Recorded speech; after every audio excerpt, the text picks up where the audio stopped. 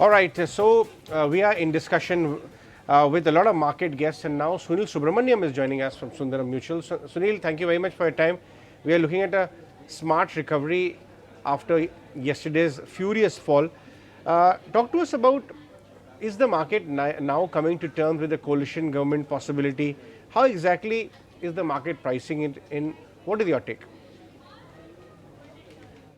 Markets actually have done well when coalition governments have come into existence. So I think that just because there's a coalition, to expect that there will be any lapse in the reforms or something is not correct. I think the reform agenda will stick to it. Yes, because of the coalition dharma, there would be a little bit of populism towards the states which are, from where the parties are supporting the NDA.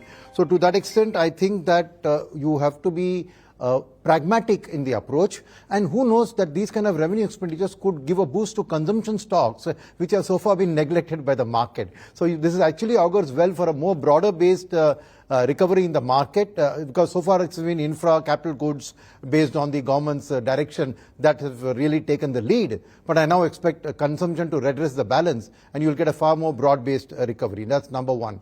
Number two is, I think that now with the lessons of this what happened in this election, we expect the BJP itself to take necessary corrective action, since it has got power for the next 5 years, so that the very next election they will be in a position. So a lot of corrective action towards what the government took steps, those things will be well perceived with the markets, because ultimately the markets want continuity in the reforms. So anything that augurs for a continuance of this NDA formation for the next election also would be viewed favorably. So overall, I think the initial negative reaction to the markets has got absorbed.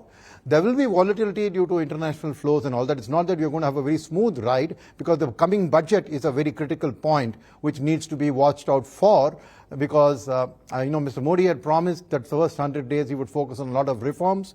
He's reassured that, but the budget is the first evidence that they will actually act on it. So market will keenly await the results of the budget. So some degree of volatility till the budget could be expected. Sunil, post yesterday's fall, how are the market valuations looking to you? Because they did come down below the long-term average valuations. Do you think this is the right time? What are the message you're sending out to your investor community? So I would argue that actually the correction which has happened more in terms of those stocks which ran up because of momentum, which ran up because of Mr. Modi favoring, let's say, public sector. So I think you got to be cautious about where you buy. I think that the key element is not to forget that good quality companies are the ones to track. The correction may not be so much in good quality companies as much as in lower quality companies. So the temptation to go and buy something which has corrected a lot should be avoided. You should stick to quality, governance, and all of those features. So even if there is a lesser correction, you can start accumulating those kind of stocks. But I would still suggest that you spread it out over the next few months, because as I said, there are chances for volatility due to the budget, due to how the monsoon actually plays out, to see how oil prices play out, to see what the Fed cut stance is, and the US elections. There are lots of points down the road where you could have volatility induced in the markets. Hence, I would recommend that you can buy on dips, but stick to good quality. That which corrects most need not necessarily be the ones that you jump in and buy. Right. Sunil, tell us which sectors look good to you right now for 1 to 3 year kind of a horizon?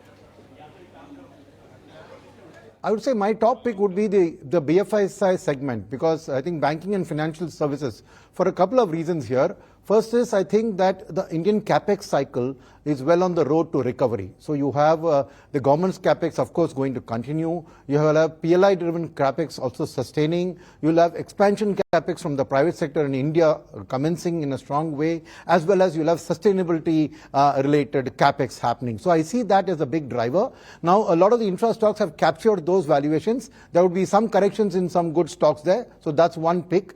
Second is, I expect the BFSI, when I mentioned, is that the banks which have so far run the boom on the retail lending those banks with a corporate lending strength would be the leaders. So I'm saying within the BSF packs, I would say corporate lenders would be a good pick because they have to support the capex cycle with the expansion. And the third pick would be the discretionary consumption bit, because with the capex cycle, I expect employment generation to pick up, and then so because of the jobs getting created, you see per capita incomes and disposable income rise. So I see that consumption has been a little bit neglected so far by the markets, and hence I see a good ride over the next 1 to 3 years in this pack. So I would just put these three as the main packs with a weightage in favor of the banking and financial services, because I think recently FIIs have largely sold the banking pack, and hence the valuations there tend to be a little more reasonable.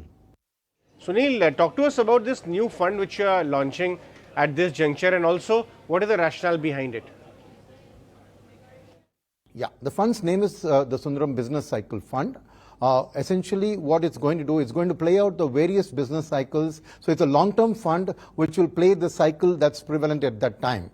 At the same time, I would say that it's a theme-based fund rather than just a sector-based or a cap-based fund. When I say theme-based, what happens is themes like Atmanirbhar, themes like formalization, themes like IT digitalization tend to have a multiple sector impact. Second is they are far more long-lasting in terms of this. So internationally, if you see, it is these broad-based macro themes which are driven economic growth as well as market growth. So our idea is to pick 6 to 8 themes and then focus on 4 to 5 within them, which have an impact for the next, say, 3 to 4 years. And 3 to 4 years later, we will evaluate and maybe switch to other themes. So it's a dynamic thematic fund. And the beauty of such thematic funds is that they cut across sectors. For example, if you take the formalization theme, it's played out in the paint sector, it's played out in the gold retailing sector, it's played out in the banking sector. So a lot of places the formalization has played out. So ability to pick a theme means you can have multiple sector approaches, and picking 2 to 3 winners within each sector means automatically you get a diversified portfolio. So you don't need to add extra stocks to diversify. So we'll be running a fairly concentrated portfolio of 35 to 45 stocks, which will pick up the attempt is to pick up multi-baggers which are riding on this theme to improve their market share in the economy. So I think this kind of a fund has an ability to beat the nominal GDP growth of the country quite handsomely. Right. Thanks very much, Sunil, for joining us on this show today. If you like this video, then like, share and subscribe to ET Now.